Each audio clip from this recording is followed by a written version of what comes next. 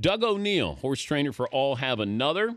He had a chance to win the Belmont, at least he thought. Then his horse was scratched. Former trainer of the year who joins us on the show. Doug, your reaction to the Belmont? It was just a great day of racing. The weather was beautiful, and over 100,000 people there, and you could just feel the excitement in the air. But when they hit the wire, Dan, it was awfully quiet, and people were bummed for sure. But just goes to show, like you said, how difficult it is to win all three. I want it to remain difficult, Doug, but you had Steve Coburn who says that, you know what, these are cowards that came in. It's unfair to the horses that run the Derby and the Preakness. Is it?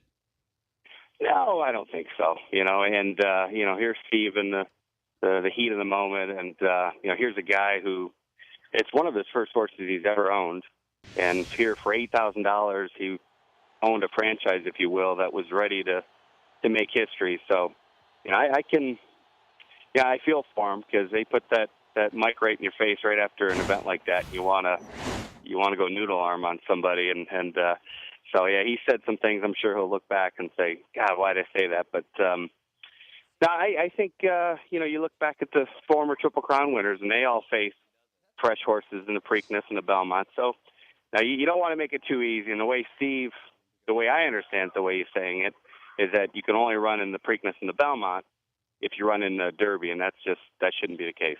Okay, so you wouldn't be for modifying the Triple Crown races? No, the only thing there's been a little bit of talk of them putting a month in between each race, and I kind of would be for that. I think that wouldn't be a bad idea, and everyone knows the Kentucky Derby is the first Saturday in May, but if you're not in the business, you don't know when the Preakness is, you don't know when the Belmont is, and, if you could say, the Preakness is the first Saturday in June and the Belmont's first Saturday in July, I think that would maybe add fans to our sports. I would be for that. I thought California Chrome was a great story, not a great horse. And I don't know why did California Chrome lose, if you would, from a trainer's perspective?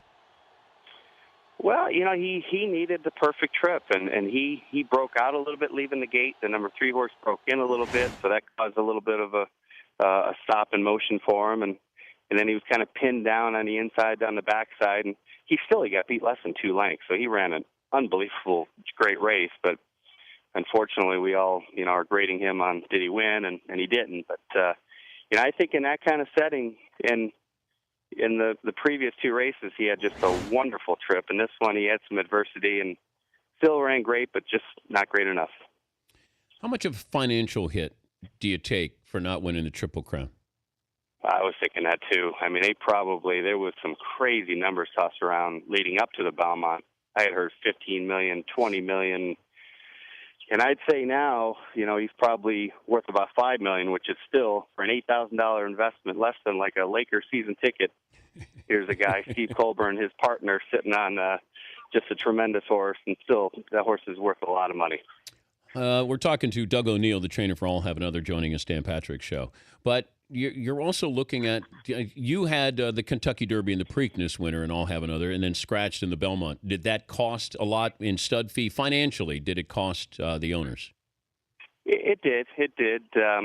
We had some crazy numbers tossed at us leading up to it, too. And then once he got hit by the injury bug, those people that were offering, and they kind of lost their number. They weren't calling anymore. But, the great thing with California Chrome, he got beat, still ran great, but he's sound, and he should have a long, healthy career if they want to race him. So his value is higher than I'll Have Another's was at this time 2 years ago.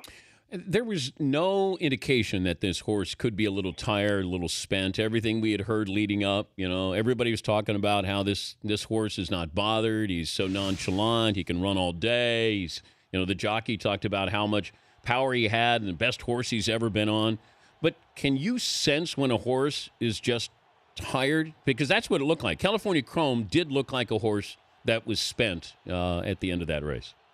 You can tell, but we were back there with a horse on the undercard, and he really, leading up to the race, he looked as good coat wise and weight wise as he ever has. So that track can be very tiring, the Belmont surface. So I think that can make a horse look a little bit rubber-legged too. But you had to me, he was a beaten horse down the lane, but like a true athlete, he just kept fighting and kept coming, and he was trying just that mile and a half without a perfect start to the race and not a perfect backside of the race. He just took it out of him, but he's still a great horse. Do horses have a specific pre-race meal? Well, it depends what barn you're in. You got the guys who give the couple bottles of Guinness the night before, and they take a couple bottles of Guinness for themselves. And but no, generally it's hay, oats, and water. And as you get closer to the event, you start pulling the feed away from you. You don't want them running on a full stomach. So it's pretty routine. Do they know? Like, is there a sense, as strange as this may sound, that horses, like they're like an alpha male?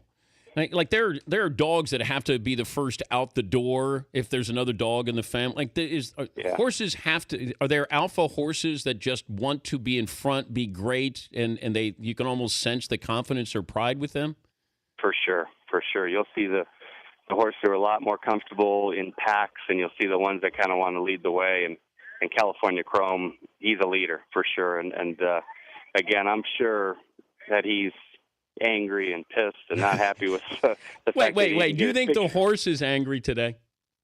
I think he's a little bit upset. Yeah, I mean, he was used to the 6 previous races. He was getting pictures taken, and he had a big celebration, and then there he was walking back to the barn all sweaty, and everyone was cheering on that tonal list. So I do think in his own little horsey mind, he's bummed. Do you think the other horses are kind of talking behind his back today?